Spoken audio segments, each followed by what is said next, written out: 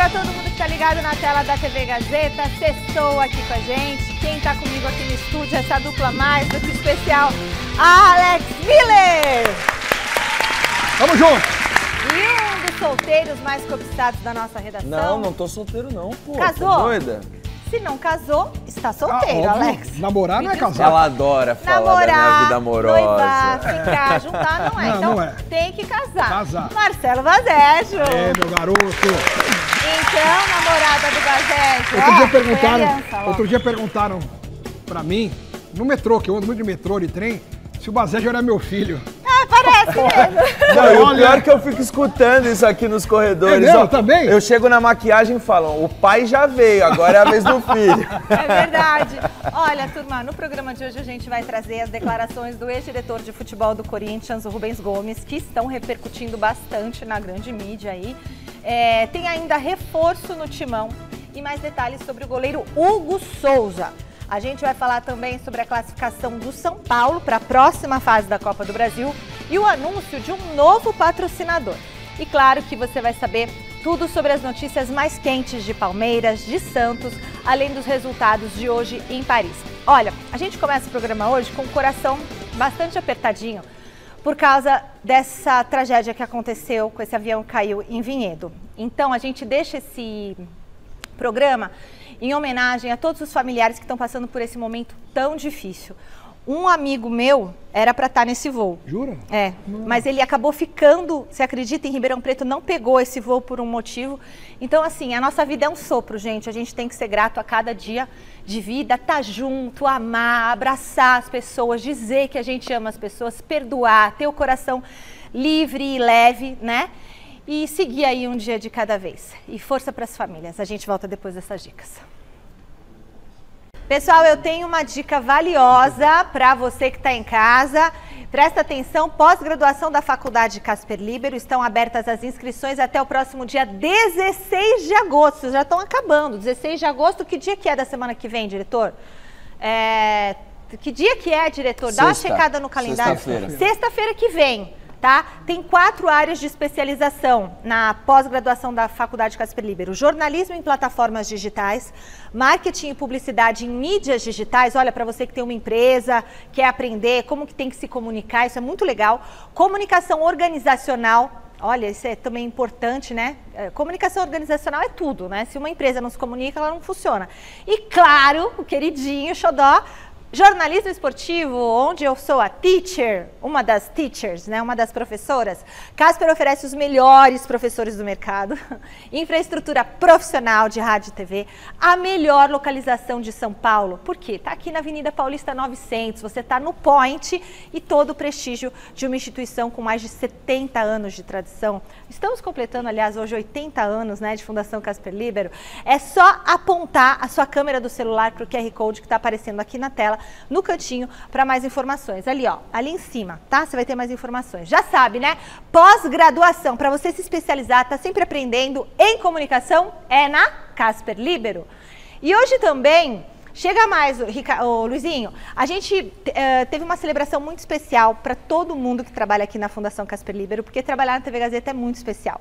Amanhã, a nossa Fundação Casper Libero completa 80 anos do legado de Casper Libero. Hoje, os funcionários se reuniram pela manhã para valorizar, para reverenciar a história, essa história linda da Fundação Casper Libero, esse legado que o grande Casper deixou pra gente. Para nós do esporte é um orgulho fazer parte dessa trajetória de sucesso, de pioneirismo.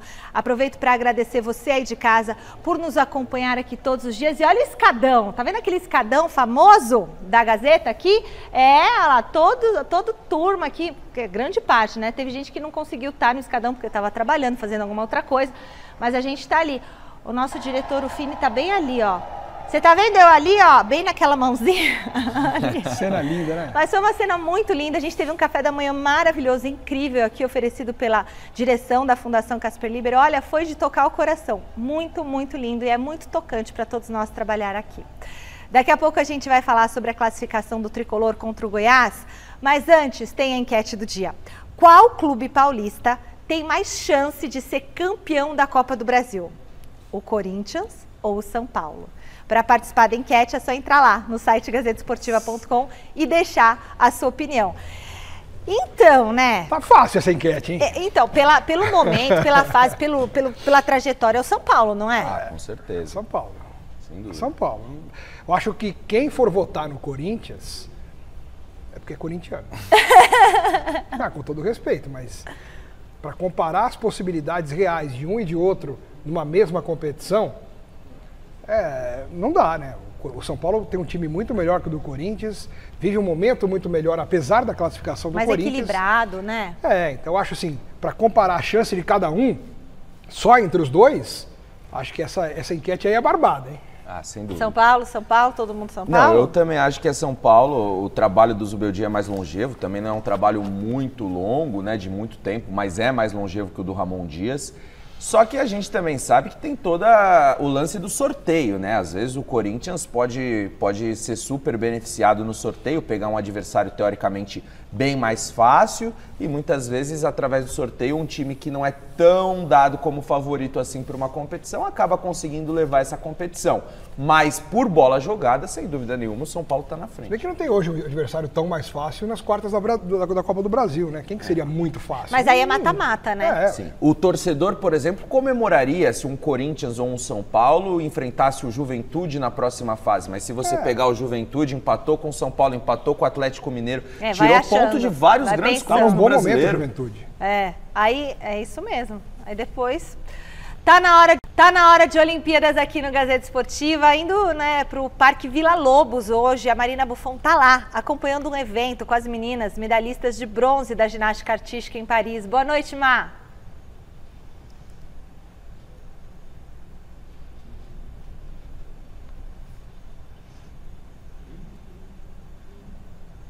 O que ela tá comendo por aqui? A comida da minha mãe, faz um tempo que eu não como. E que ninguém faz igual, né? Então é isso.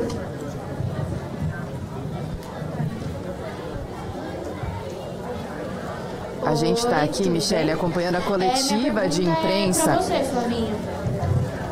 Olá, Michele, acho que agora vocês conseguem me ouvir por aqui, não é? A gente está na coletiva de imprensa da Jade Barbosa, Flávia Saraiva, Lohane Oliveira e Júlia Soares. Olha só, a Flávia agora vai falar aqui no Parque Olímpico Time Brasil. Vamos ouvir.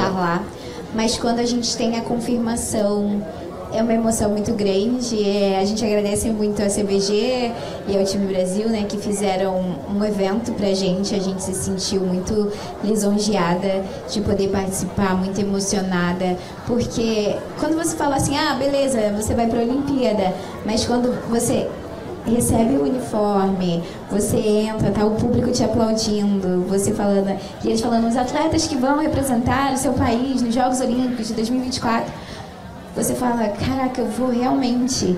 Então a gente se sentiu muito feliz, querendo representar o nosso país da melhor forma possível. Graças a Deus a gente conseguiu fazer isso, ter os nossos melhores resultados e trazer as nossas medalhas para casa.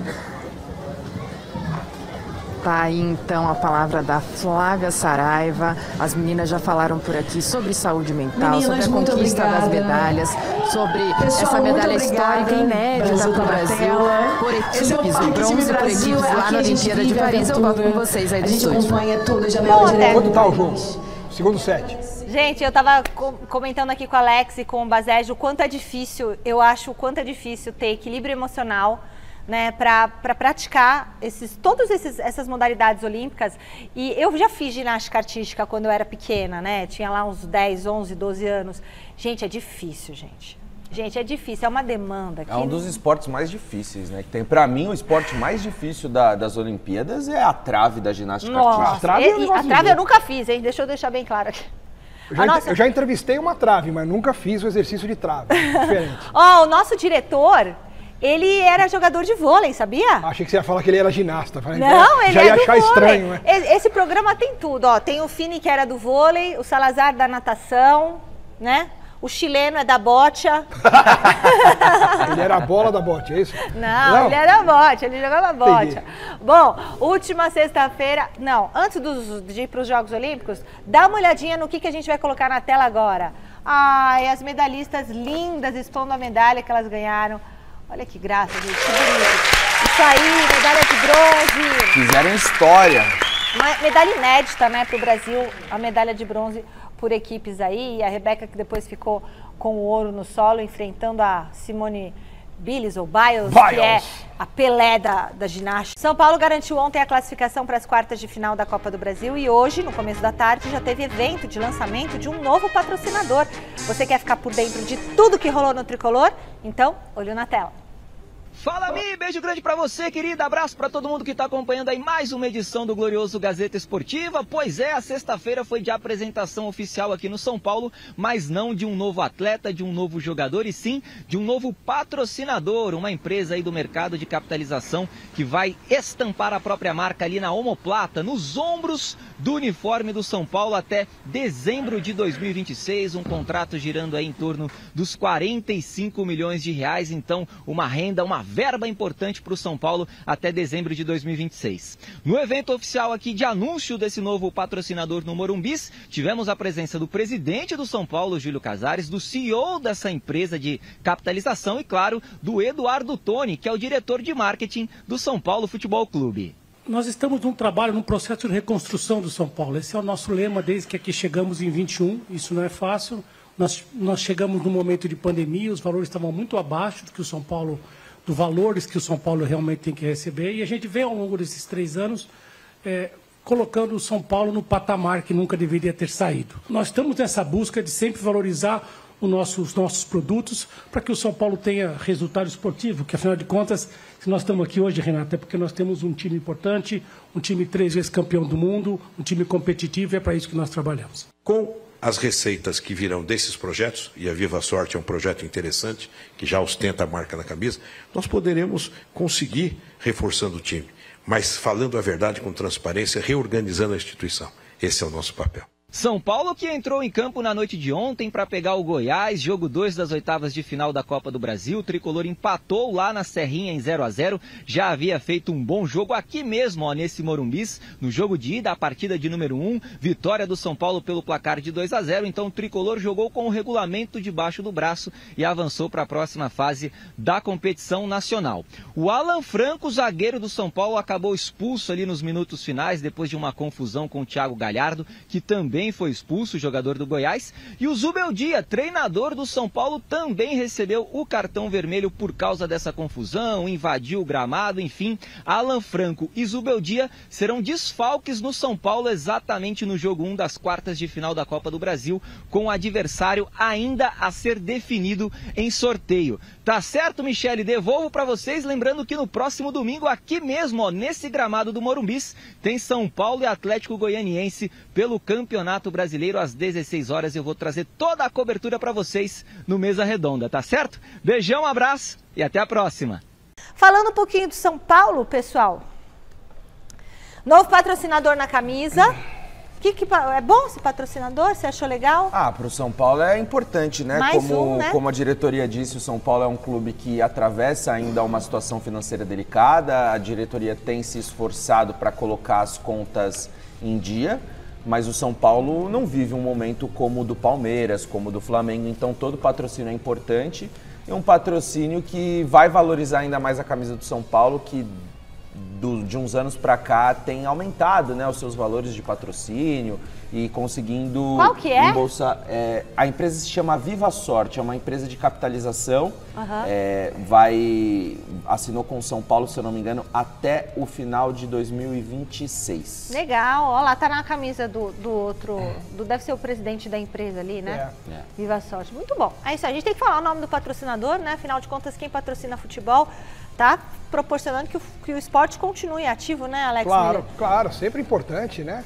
Sempre importante, sinal de que o futebol é uma das grandes fontes para as empresas mostrarem os seus nomes, né? E a credibilidade desse esporte que tem que ser levado a sério e por isso que as empresas acreditam, né? E o jogo?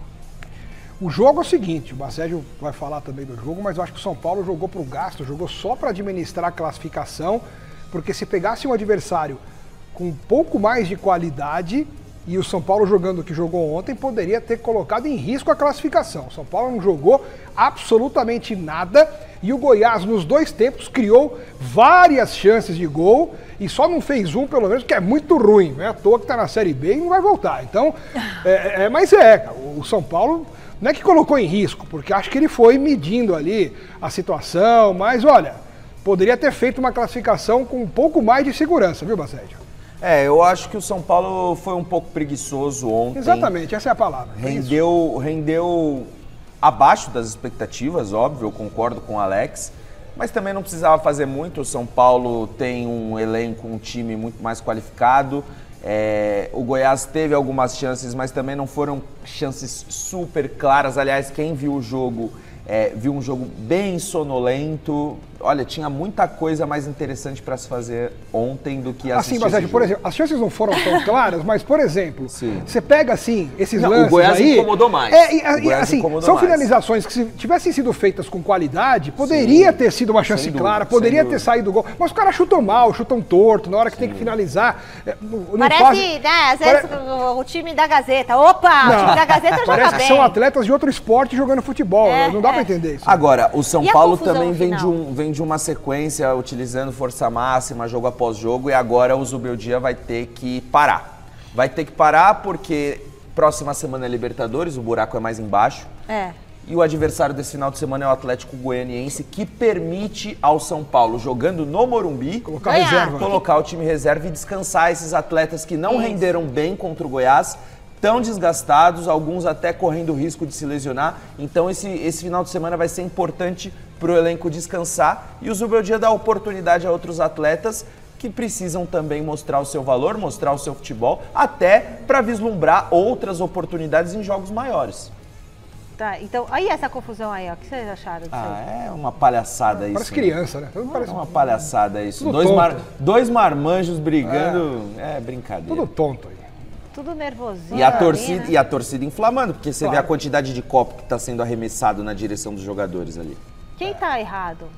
Todo mundo, né? Tá todo mundo errado. Todo mundo errado. E o Zubeldia mais uma vez expulso. E o Zubeldia que é o cara que Gente, e o Zubeldia, o que acontece? Então, ele que é um comandante, deveria ser um termômetro melhor pro time dele, né? Isso aí ele passa uma tensão desnecessária. Ele tá marcado.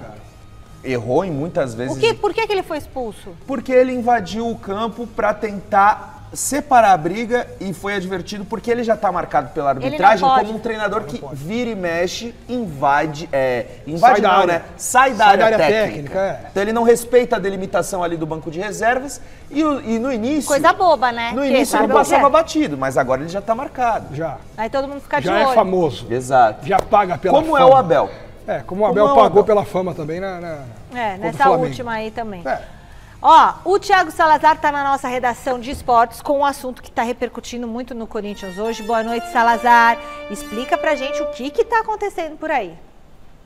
Boa noite, Michele. Para você, para todo mundo que está acompanhando o Gazeta Esportiva. Pois é, Michele, a Polícia Civil aqui de São Paulo, ela continua apurando aquela história do contrato do Corinthians com a Vaidbet, a participação de um intermediário. E ontem, o Rubens Gomes, o ex-diretor de futebol do Corinthians, famoso Rubão, foi quem prestou depoimento na polícia a pedido do próprio delegado, Thiago. O Rubão foi lá, ficou por mais de 3 horas, falou sobre muitos assuntos, sobre a Vaidbet, falou sobre milícia digital, falou sobre possibilidade de impeachment do Augusto Melo, e a gente vai assistir agora alguns dos trechos da entrevista que o Rubão concedeu após o depoimento na polícia, Mi. Confirmado pelo Cassundec, nunca teve intermediário. E a instituição é vítima. A instituição Corinthians é vítima, não dos seus dirigentes. Augusto, o trio Vaidbet aí, Augusto, Marcelinho e Sérgio estão mais enrolados que fumo de cobra, fumo de corda. Minha grande preocupação é o crime organizado se instalando dentro do Corinthians. Isso é preocupante. O Corinthians é um clube familiar. Se o conselho não tirar o Augusto, a justiça tira. Eu volto a frisar. Marcelinho, Sérgio e Augusto estão envolvidos. Isso é muito claro. E nós precisamos tomar conta do Corinthians, porque o crime organizado está se instalando dentro do Corinthians. Isso é perigoso. Além disso, uma milícia digital que está sendo criada, aliás, está instalada dentro do Corinthians, a milícia digital, também está sendo investigado. O que essa milícia faz? Te ataca, te defama, te fala um monte de bobagem. Eles falam, te criam, te ameaçam, te jogam contra a torcida o tempo inteiro. Os caras falam de golpe. Golpe foi o que nós fizemos com o eleitorado. Golpe foi o que nós fizemos na eleição. Fizemos um monte de promessas e não cumprimos uma. Isso é golpe. Nós elegemos o maior mentiroso da história do Corinthians na vida. Bom, tá aí, declarações fortes, importantes do Rubão e, claro, a gente também procurou o Corinthians para buscar alguma manifestação. E agora há pouquinho, o Departamento de Comunicação do Corinthians enviou uma nota oficial e eu vou ler aqui na íntegra. Então, abre aspas para a diretoria do Corinthians. O Esporte Clube Corinthians Paulista recebeu com estranheza as declarações públicas do conselheiro Rubens Gomes, que até recentemente ocupava a posição de diretor de futebol, realizadas na imprensa. O clube, através do seu departamento jurídico, irá verificar se o mesmo apresentou provas junto às autoridades policiais competentes e também junto aos órgãos estatutários, além de tomar as providências decorrentes no âmbito civil, penal e administrativo, fecha aspas, tá aí, então, a resposta do Corinthians para essas declarações dadas pelo Rubão. Tá certo, gente? Essa história, como eu já expliquei, vai longe, tá tudo ainda na fase de averiguação, de apuração, nenhuma conclusão, nenhuma tomada de atitude da polícia. Por enquanto, as autoridades vão só ouvindo os envolvidos nessa história. Daqui a pouquinho eu volto, que tem muita coisa ainda pra gente falar do Timão.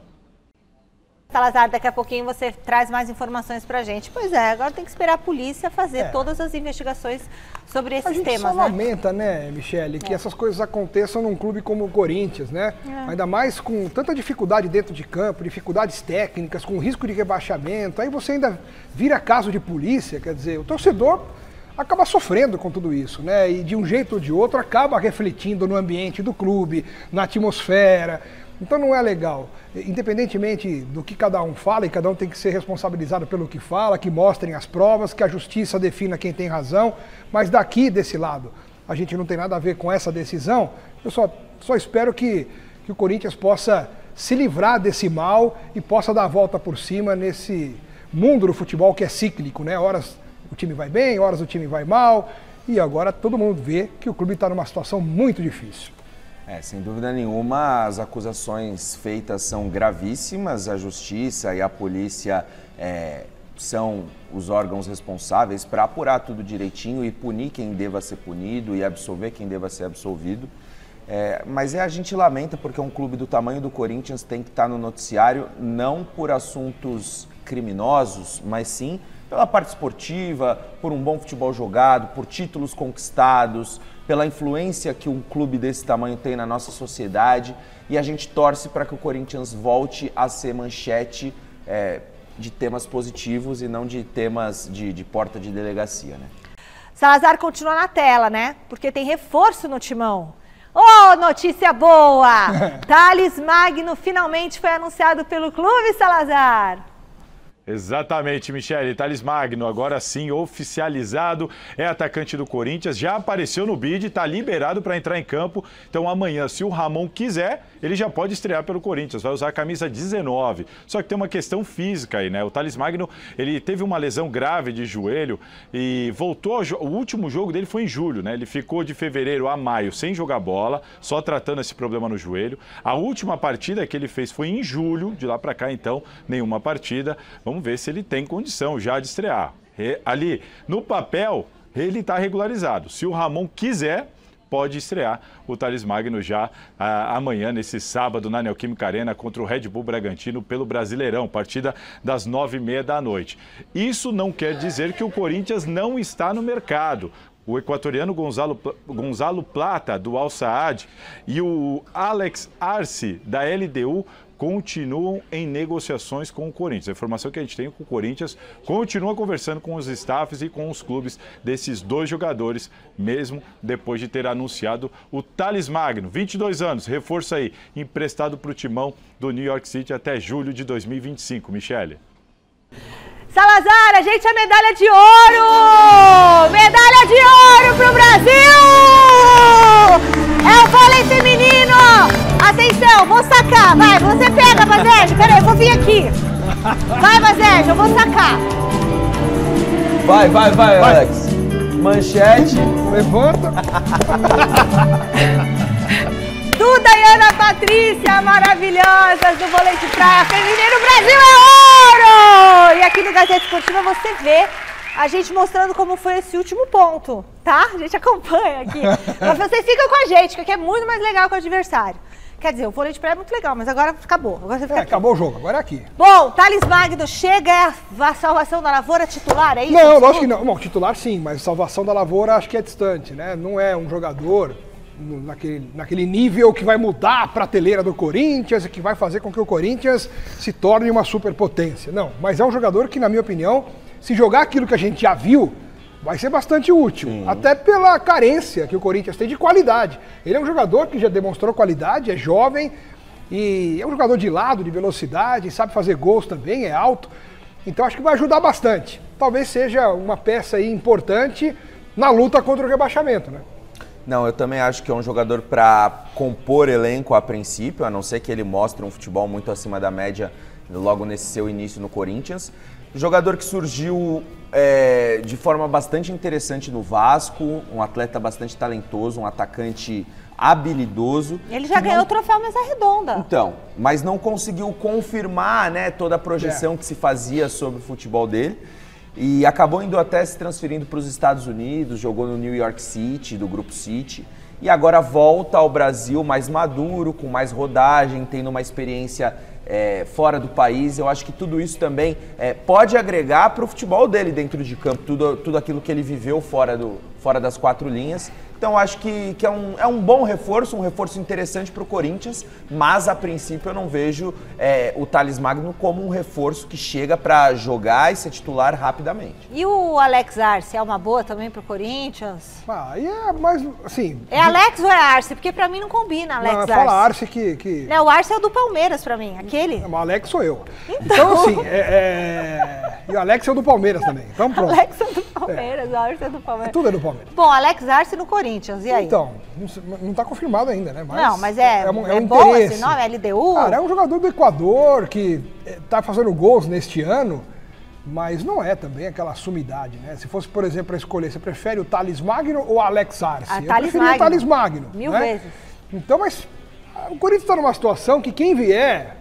Veste a camisa, joga e vê se melhora, e a chance de melhorar é bastante grande. E você, Basélio? Não, eu acho que também, assim, o Corinthians não tem dinheiro. Então, talvez uma opção do mercado sul-americano seja mais barata do que você buscar um jogador brasileiro, que muitas vezes um jogador brasileiro que joga num time mediano aqui no Brasil custa muito mais caro do que um bom jogador que está atuando no Equador, no Chile, tem mais olheiro, Uruguai, não? na Colômbia. O Corinthians precisa de uns olheiros para trazer uns atletas assim. Eu acho que esse tipo de contratação ela é interessante para o clube que não tem muito dinheiro para chegar e apostar num jogador que sabe que vai render. Hoje o Palmeiras e o Flamengo, eles conseguem contratar esse tipo de jogador. O Corinthians, o São Paulo, tem que fazer esse tipo de aposta. Se vai dar certo ou não, aí já são outros 500. Então chegamos a 3 medalhas de ouro na Olimpíada, né, diretor? 3 medalhas.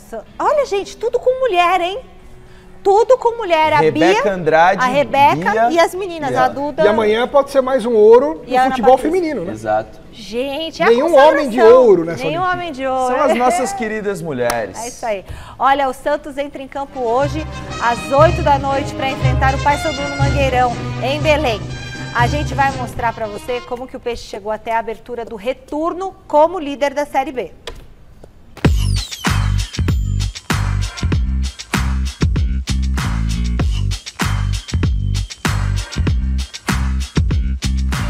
O Santos entra em campo hoje contra o Paysandu fora de casa na primeira rodada do retorno da Série B do Campeonato Brasileiro. E o primeiro objetivo na competição foi alcançado, a liderança no primeiro turno. Mas o técnico Fábio Carilli avaliou a situação de forma bem racional. Acredito que a gente poderia ter sido melhor, sim.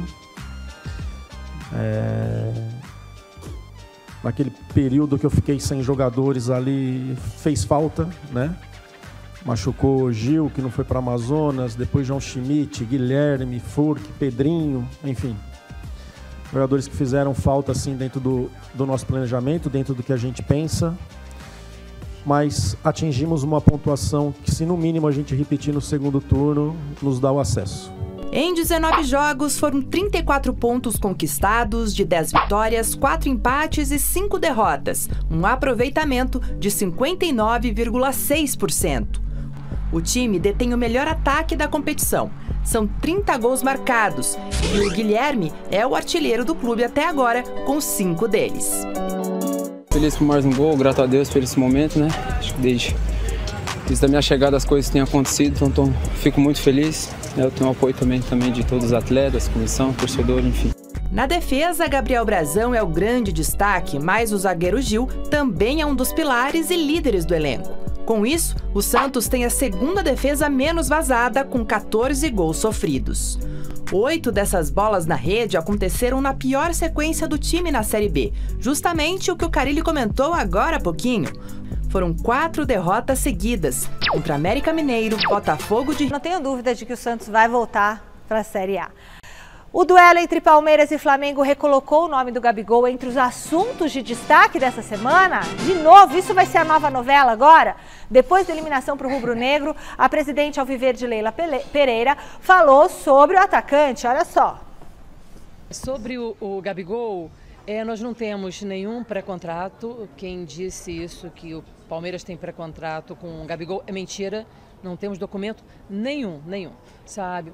Tanto quanto o Gabigol, qualquer outro grande jogador, o Palmeiras sempre tem interesse em bons jogadores, tá? Mas não tem nada assinado, não tem absolutamente nenhuma negociação em andamento com relação ao Gabigol. Vai, Alex Miller, começa você. O que você achou? Não, assim, primeiro, a Leila Pereira está na dela como presidente, porque jamais não temos nenhum dirigente admitiria nesse momento, não, realmente, assinamos com o Gabigol, mas é só para janeiro. Imagina, arrebenta com tudo. Então, com todo mundo. É óbvio, é uma mentira que a gente está acostumado no futebol. E a gente, às vezes, até acha que é verdade. Eu tenho certeza. Agora, sim, o Gabigol também dá motivo, né? Para procurar encrenca, para procurar sarna para coçar. A torcida do Flamengo já desceu o reio nele, porque depois do jogo ele fez questão de trocar a camisa com o Rômulo, né? Do Palmeiras. Pegou a camisa do Palmeiras, saiu balançando a camisa do Palmeiras. Ficou conversando com jogadores do Palmeiras dentro do campo, com o Everton. Ele não fez questão de demonstrar para o flamenguista que, eu estou comprometido 100% com a nação rubro-negra, eu sou rubro-negro, não estava nem aí. No jogo de ida já tinha atravessado o campo para cumprimentar a Leila lá no Maracanã. Então, tem coisa aí, né? E ainda mais que ele nem entrou no jogo, deve ter ficado pé da vida porque ficou no banco e não entrou. Aí que ele rola pô, você quer saber? Eu já sou daqui, sabe? Então... Deixa eu perguntar uma coisa para vocês, acho que pergunta boba, né? Mas não existe pergunta boba, eu acho que pergunta boba é a que não é feita. Ela vai o diretor ficar arrasado agora. Por que o Flamengo não jogou de vermelho? Não, mas isso aí é regulamento da modernidade. Mas por que não pode jogar com a cor do Flamengo? Porque não pode. Você pode ver que todos os últimos confrontos dos últimos anos entre Palmeiras e Flamengo já é assim. Ou Palmeiras de branco e o Flamengo... Tem que ter um contraste maior. Nossa, o vermelho e o verde não tem contraste? Mas é escuro. São dois uniformes escuros e que eu acho bobagem também. Eu acho horrível. Outro dia teve um jogo aí que o Corinthians jogou contra não sei quem, contra o Atlético Mineiro, se não me engano. E tava tudo misturado, tava horrível de ver. Aí sim você tem que ter uma distinção maior, porque é só preto e branco. Agora, o Flamengo de vermelho e preto e branco contra o verde, acho também que é um exagero nessa questão do contraste, como o Basédio falou. Tá bom. E o Gabigol, Basédio? O Gabigol é esse personagem que a gente conhece, né? Por mais que ele receba críticas pela postura que ele tenha na hora de se relacionar com jogadores e diretores do Palmeiras, até por causa de toda essa especulação que envolve o seu nome no clube alviverde, ele não tá nem aí, ele vai fazer mesmo para gerar ainda mais repercussão, para provocar quem tem que ser provocado. Se alguém se sentir ofendido, essa pessoa que lide com os seus sentimentos, porque o Gabigol não vai mudar. A gente conhece o jogador, é assim, faz parte do pacote. Agora, antes, tinha toda essa marra fora das 4 linhas e dentro do campo ele resolvia. Agora ele é um jogador escanteado no banco de reservas, às vezes entra no decorrer das partidas do Flamengo, mas não é aquele ídolo máximo que a gente conhecia do clube rubro-negro. Muita gente coloca ele como o segundo maior ídolo da história do Flamengo, atrás somente do Zico. Né? Mas é triste ver esse trecho final da história do Gabigol no Flamengo. E a gente torce para que, caso essa transferência para o Palmeiras se confirme, que ele consiga retomar o protagonismo que ele tinha no futebol brasileiro. O peso da idolatria dele para a torcida do Flamengo já caiu bastante. E no momento em que essa transferência se concretizar, aí acaba. O que era segundo o maior ídolo da história vai passar a ser o último. Mas acontece que não colocam ele para jogar. Mas o Tite nunca gostou dele. Então, mas aí vai criando, porque mesmo na época, vai desgastando a relação. época áurea do Gabigol no Flamengo, o Tite, como técnico da seleção, não levava. Chamou ele, né? E agora rolou provocação quando ele não foi convocado. Eles foram obrigados agora a trabalharem juntos. O jogador quer jogar. Eles se aturam, entendeu? Eles se aturam profissionalmente. E o Tite põe de vez em quando e... Ele dá uma forçadinha, né? Às vezes faz um gol, vai comemorar e abraçar o Tite. Então, mas a gente sabe que a gente conhece isso. Ele gosta de jogar pra galera. Vai ser bom o Palmeiras, muito só no pique. Vai? Muito bom. Eu também acho. Muito. Imagina o Gabigol hoje no Palmeiras. No lugar do Rony, já pensou? Titia Leila também comentou sobre a possibilidade da Crefisa sair do Palmeiras depois que terminar o contrato no final desse ano. Presta atenção. Tem interesse, mas eu prefiro analisar o mercado, que eu acho também, gente, eu vou falar uma coisa, o Palmeiras é gigante, tá? E a Crefisa e as minhas marcas estão muito vinculadas ao Palmeiras, né? São quase 10 anos de patrocínio. E eu acho que o Palmeiras ele precisa caminhar com as suas próprias pernas, porque não ficar vinculado a uma marca só.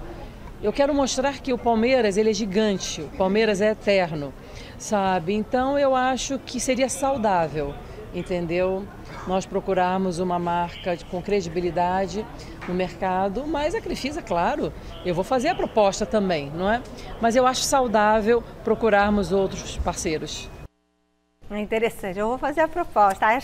É muito política, né, Achando chiquérrima. É muito política, né? Assim, e é óbvio que ela vai abrir até por uma coisa que ela mesma falou, e ela, para cumprir a palavra dela, né, que ao final do mandato ela iria democraticamente abrir o espaço para a concorrência, mas ela sabe que o que ela paga hoje já é muito defasado em relação ao momento em que ela entrou no Palmeiras. Antes já foi o maior patrocínio das Américas, hoje está atrás de muita gente. Até pelo quanto que o Palmeiras ganhou, Muitos clubes hoje têm patrocínios maiores do que os 81 milhões que ela paga para o Palmeiras por ano. Então, ela sabe disso e sabe que vai abrir a concorrência e ela vai ter a faca e o queijo na mão para no momento em que alguma outra empresa fizer uma proposta, ela cobrir. Entendi. Mas será que ela vai cobrir? Então, eu não sei se ela vai querer cobrir. Porque hoje nessa bolha de casas de apostas, então, às vezes ela não vai conseguir. Eu acho que ela só não cobre se vier realmente uma proposta assim do dobro do que ela paga hoje. Se vier alguém com 105 milhões, eu pago 81, vem alguém com 105, eu pago 120 e fico comigo. Bora, a gente já falou aqui no Gazeta Esportiva sobre a maratona de jogos do Palmeiras, do Flamengo, e agora chegou a vez do Corinthians enfrentar uma dura sequência. Torcedor corintiano achou que ia escapar? Nada disso. Salazar conta pra você aí de casa quais serão os obstáculos que o Timão terá pela frente.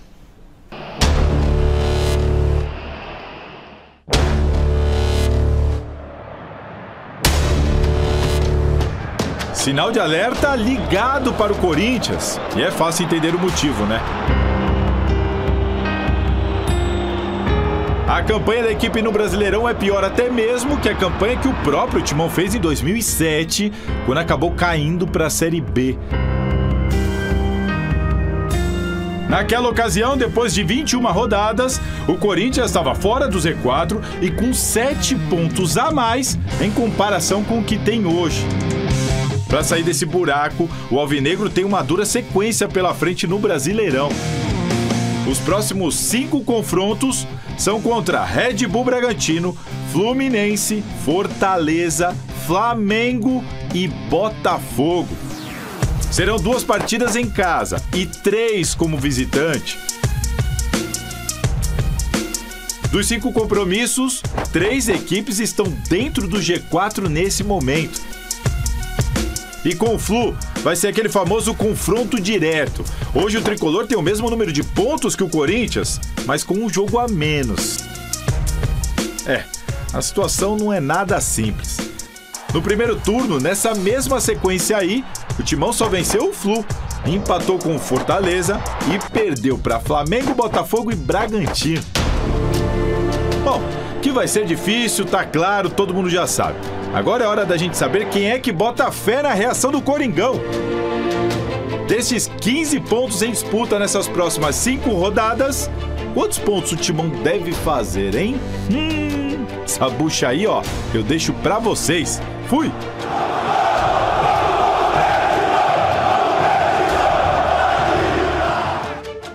Olha que bonita aquela imagem, né? Tem mais um pouquinho de Corinthians aqui no Gazeta Esportiva. Salazar, volta. Põe o Salazar aqui na nossa tela. O Hugo, hein, Salazar? Parece que tem novidade para a fiel torcida sobre o goleirão, não é mesmo? Michele, você viu aí que o Corinthians vai enfrentar o Hugo agora nessa sequência dos próximos 5 jogos do Brasileirão e pode enfrentar o Hugo, o Corinthians também pode enfrentar o Flamengo na Copa do Brasil. Pode pegar o Flamengo agora no Brasileirão e também na Copa do Brasil, dependendo do sorteio que a gente vai ter aí para as quartas de final da Copa do Brasil muito em breve. Só que o Hugo, ele está no Corinthians emprestado até o final desse ano, a gente já adiantou aqui que o Corinthians está tentando antecipar a compra dele. Só que para jogar contra o Flamengo, que detém os direitos dele, né, lembrando, o Flamengo cedeu o Hugo para o Corinthians por empréstimo, para o Hugo jogar contra o Flamengo com a camisa do Corinthians, o Corinthians tem que pagar uma multa. Essa multa é de R$500 mil por jogo. Então vamos imaginar, vai pegar no Brasileirão e na Copa do Brasil. Copa do Brasil, jogo de ida e volta, são 3 jogos, é R$1,5 milhão. Então é mais ou menos por aí, Michele. Se o Corinthians quiser usar o Hugo contra o Flamengo em qualquer competição, tem que pagar R$500 mil por jogo. Vale a pena? Não vale? Isso aí eu vou deixar para vocês debaterem. Uma última informação, o Ranieri, por causa daquela entrada no Vila Sante na Copa do Brasil, contra o Grêmio aqui em Itaquera, ele acabou sendo expulso do jogo da partida de ida, desfalcou o Corinthians na partida de volta, ele foi denunciado pelo STJD por jogada violenta. E o artigo do qual ele está enquadrado prevê punição de 1 a 6 jogos se ele for condenado. Então, problema aí para o Corinthians, que vai ter que colocar seus advogados em ação para defender o Ranieri e evitar uma suspensão longa aí de um jogador titular do Corinthians. Tá certo? Vamos me despedir aqui com essa informação do Ranieri e passar a bola para vocês com essa história do Hugo. R$500 mil por jogo contra o Flamengo. Vale a pena pagar para ter o Hugo lá no gol ou não? É isso, meus amigos. Um abraço. Eu acho muito caro, Salazar. Muito caro, 500. Muito, imagina. Fora de cogitação. Ainda se tivesse um goleiro sem braço no banco de reserva, tudo bem, mas o Donelli mostrou qualidade quando teve chance, então deixa o Donelli jogar contra o Flamengo. É verdade, o Donelli até merecia ser titular, pois né? Porque tá o Donelli saiu no momento em que ele estava crescendo também. Vai saber se o seu Donelli tivesse tido uma sequência, se ele não estaria hoje vivendo um momento parecido, pelo menos com o do Hugo. Assim, se há uma final de Copa do Brasil contra o Flamengo, aí não tem o que fazer. Eu pagaria, se eu fosse o presidente do Corinthians, faria essa loucura. Agora, num jogo de pontos corridos, por mais que o Corinthians esteja brigando pela parte de baixo da tabela, eu ainda acho que não é um bom negócio pagar para ter o Hugo Souza. Nossa, o chileno tá aqui, hein? Vai te pegar na saída. Ele veio bater em mim. Vai te pegar na saída. Chile tá aqui, tá bravo. Falou que quem joga bocha é só... Você sabe o que ele falou. Eu não vou falar aqui no ar, não. Mas continuando. Eu falei que ele é craque de bote. Ele entendeu errado. Craque de bocha, chileno. E é o seguinte, o Ranieri foi denunciado também. Mas deixa eu ler a enquete. Qual clube paulista tem mais chance de ser campeão na Copa do Brasil? São Paulo, 79% dos votos. Porcentagem ainda tá baixa. O que teve de corintiano votando na enquete, obrigado à audiência dos corintianos aí, ó. Que beleza. Tá certo. Gente, muito obrigada, Alex Miller. Valeu, muito obrigada, Marcelo Bazeggio. Pessoal, domingo tem Mesa Redonda Futebol Debate com a presença do ex-jogador Roger Guerreiro. Pega! Lembra, Geninho? Ele pegou. Pegou. Contra o River Bom Plate. final de semana, meu povo. Agora tem o Jornal da Gazeta. Eu só quero dizer uma coisa pra vocês.